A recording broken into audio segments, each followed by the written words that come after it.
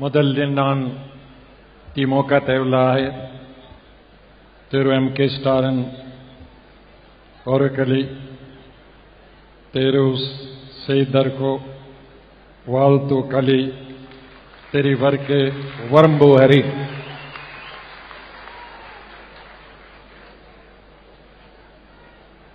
Honorable President of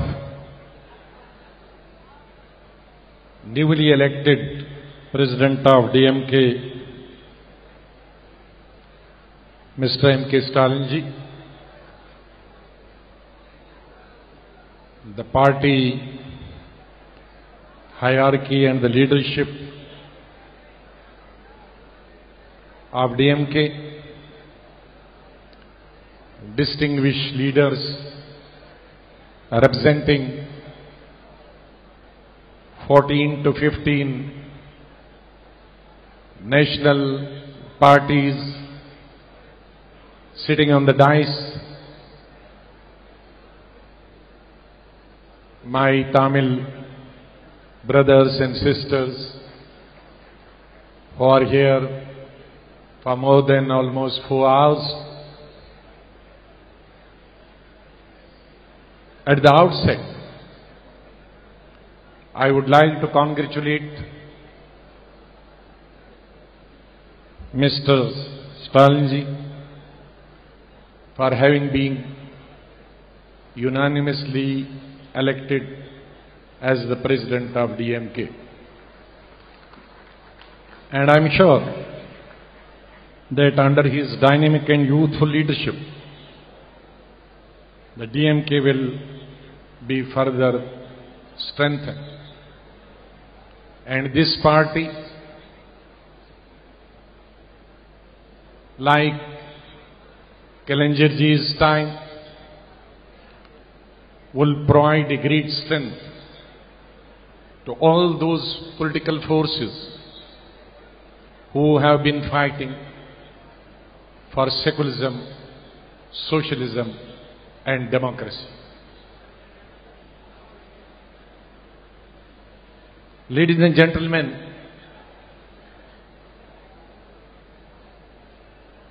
we have all gathered here today to pay our tributes, homage and respect to a great son of India called as Kalenjin.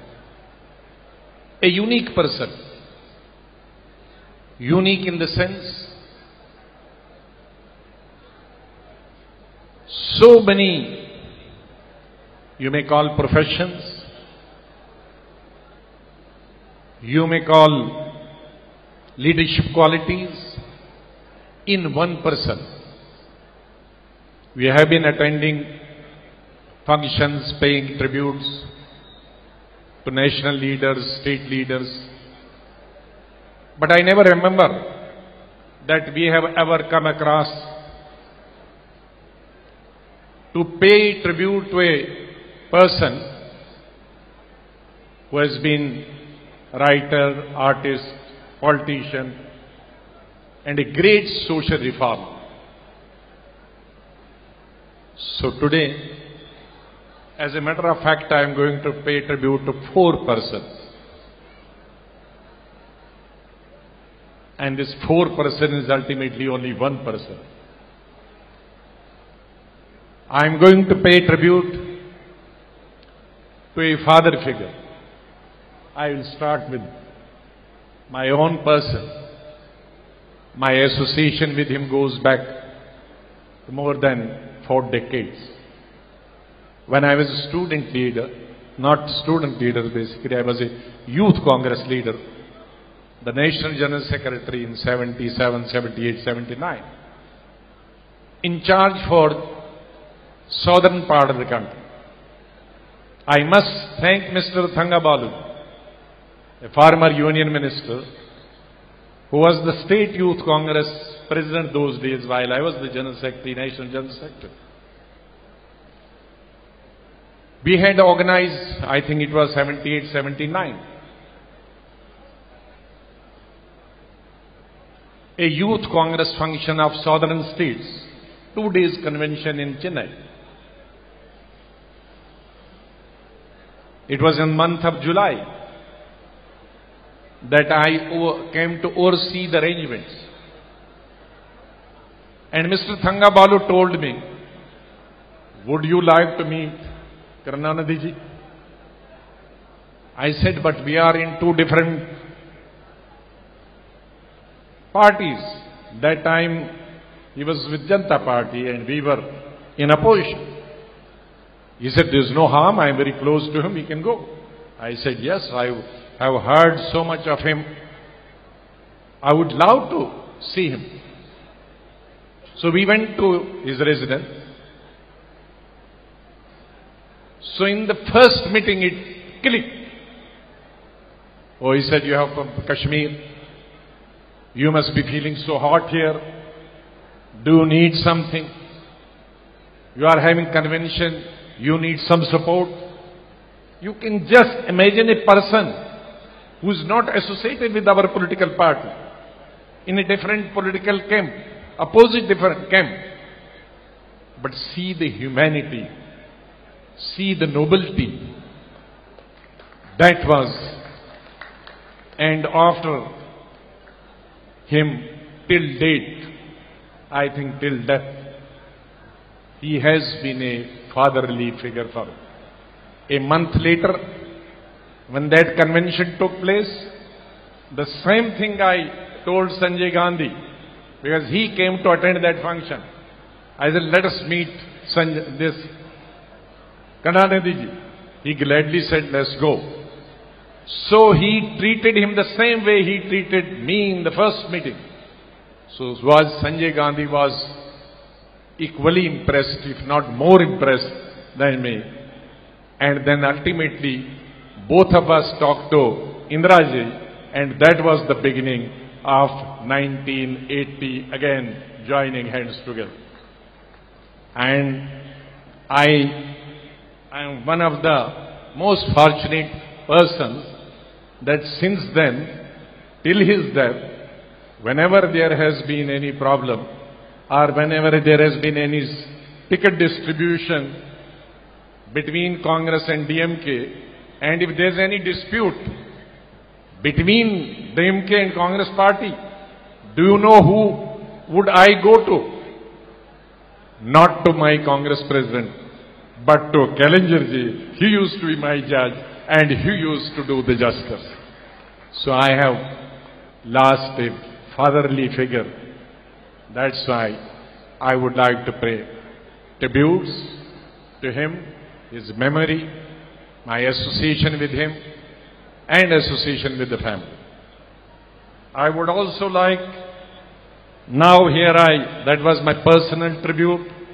When it comes to the other parts of the tribute, I represent here my party, and I also represent the Congress President, Mr. Rahul Gandhi, and former President, Mrs. Sonia Gandhi ji here. Ladies and gentlemen, now I pay tribute to a great writer of the country. And who was that great writer of the country? He is Kallenjar. He was a story writer, playwright, wrote many novels, poems, letters, great screen playwright, a biographer, stage player, dialogue writer, and lyricist.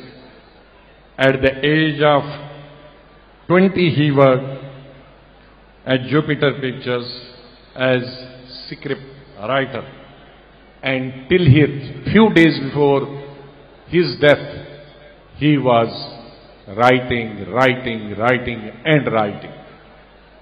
He was known as Kallenjar, meaning as a writer and an artist. I was going through the Google, trying to know who are the big artists in the world, men and women, and who are the big artists and writers in our country. Has there been a single writer or an actor or an artist called as, forgetting his own name, and called as by each and every person as a leader or as an actor, or as a writer, or as a poet. Nobody. They were still, howsoever big poet or writers they might have been,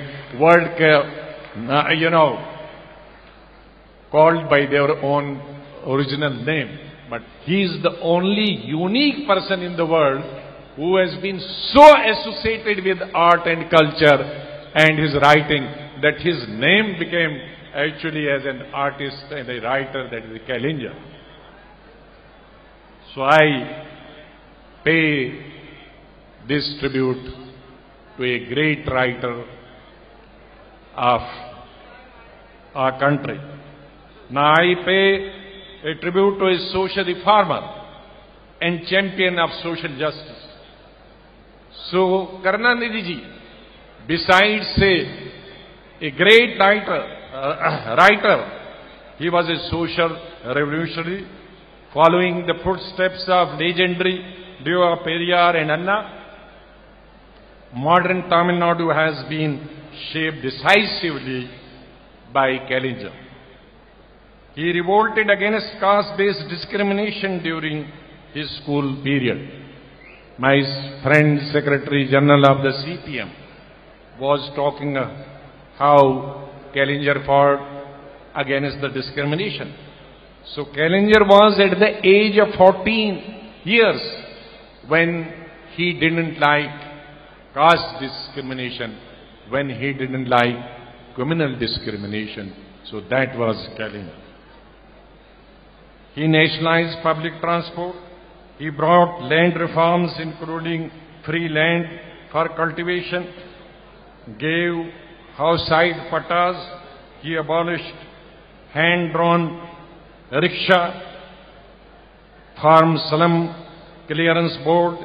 He constituted drinking water board, provided free electricity to farmers, farmers market. He was famous for writing off cooperative loans to the farmers. He formed Sanatan Commission for welfare of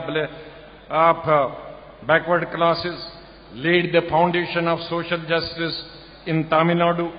He worked hard for the socio-economic development of the backward classes, most backward classes, STs, scavenging community, and by providing reservation in education and employment. I think he was the first Chief Minister in South India to provide reservation to minorities in employment. I think the Kerala and Karnataka and Tamil Nadu came, and Andhra came much later. But he was the leader who, besides providing the reservation to other communities, he didn't feel shy providing reservation in jobs to the Muslim minorities. So he created centers of rehabilitation for beggars as well as those afflicted by leprosy. He introduced schemes for women marriage. Many more schemes have been implemented and created much later on. But I think he was the first person to conceive the scheme for women's marriage and scheme of financial assistance for maternity. 33% reservation in local bodies and 30% reservation for women in government service. That is unheard, unseen in any part of the country. That is Kalinger, which is why we called him a great social reformer or a great social revolutionary of this 20th and 21st century. Now here I pay tribute to a political leader. At the age of 33, he entered the Tamil Nadu Assembly in 1957. Again, I don't remember any politician having been Chief Minister decade after decade. Again, a unique example.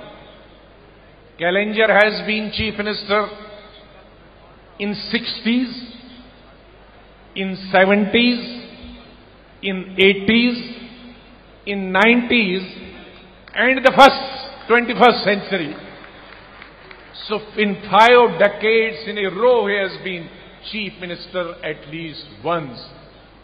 Nobody else in our country, they might have been chief minister together, but not in a row from 60 to 21st century.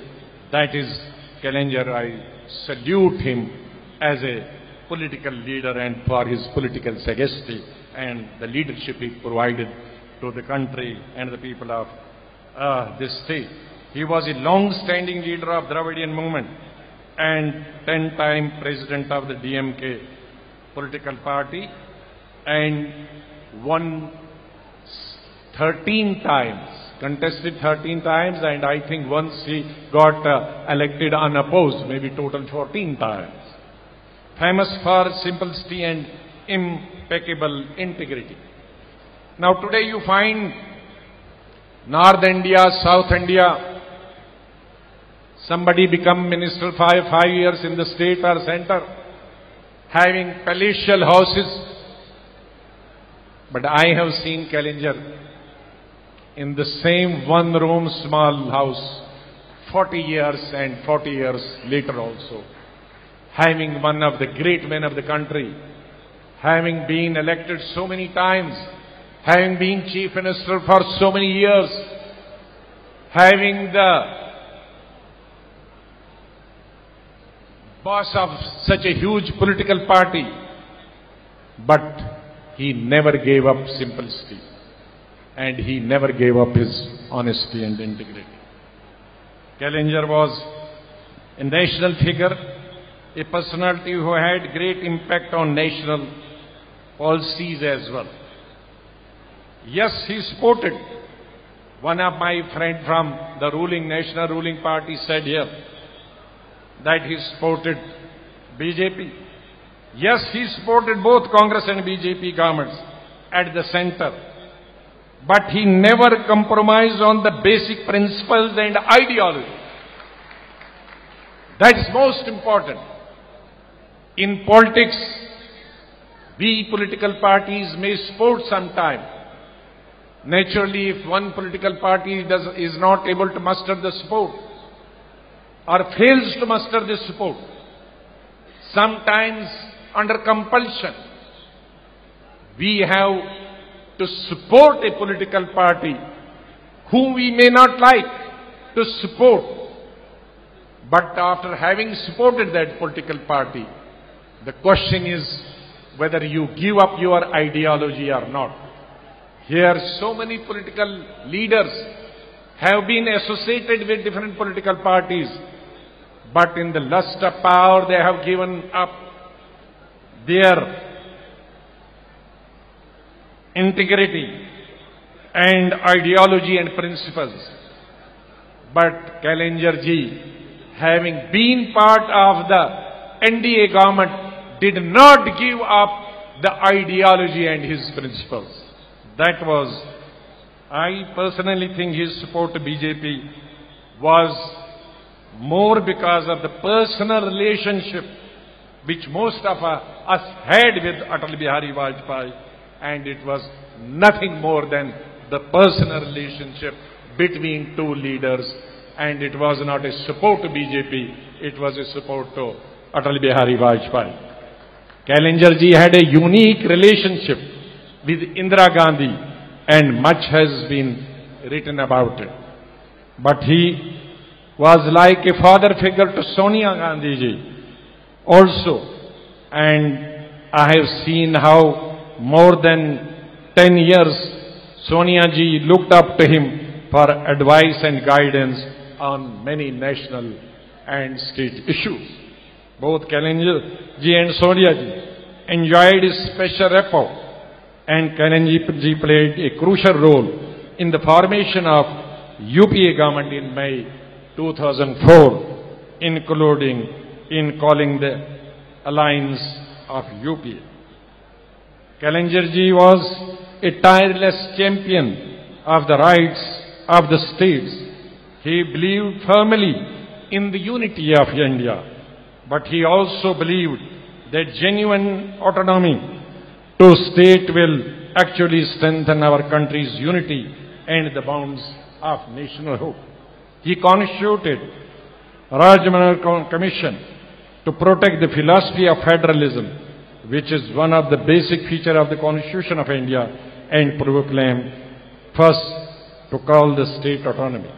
He was also the first to pass special resolution in the Tamil Nadu Assembly for this, the proclamation of the autonomy for the states and federalism at the state.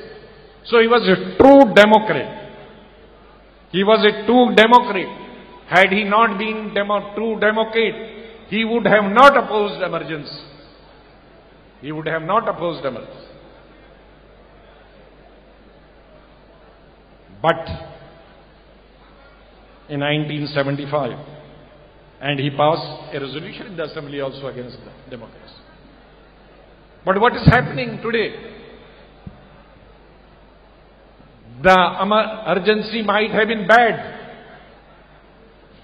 for which Mrs. Indira Gandhi himself said that in future she will never repeal.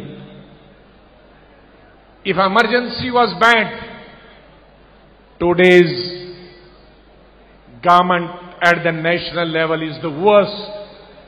So there is a difference between bad and the worst. There may not be emergency, but much worse things are being done which were not done in emergency. Had he been well, had he not been sick for the last 4 or 5 years, he would have reacted very strongly against very visible centralization of all the powers and authority at the national level by BJP government. He would have raised his voice against injustice. He would have raised his voice against any attempt to muzzle dissent. He would have raised his voice against any attempt to choke voices of protest. He would have raised his voice against any attempt to weaken institutions like media, universities, NGO, RTI, even judiciary and the parliament. What is happening in the parliament? In Rajya Sabha, since the ruling party does not have the majority in the Rajya Sabha, the Lok Sabha, they have the brute majority. They are afraid of Rajya Sabha. So each bill is called money bill. Each bill, whether it has directly or remotely any connection with money or not, is referred as a money bill, so that it does not go to Rajya Sabha and is being passed Lok Sabha. So authority of the judiciary and authority of the parliament is also at stake at the moment in the hands of the present government. I am sure, like a true son of his true father, Mr. Stalin will stand up like his father in 75. He rose his voice, so will Stalinji under his leadership. We all together here, so many political parties, will fight this oppression and discrimination of the worst type that India has ever faced in this country. With these words, I once again congratulate Stalinji for his taking over as the president, and I pray God that God give them strength to him, his sisters, his brothers, his mother, to bear this irreparable loss, a vacuum which has been created, a big leader for which all of us, all of you, have to work together.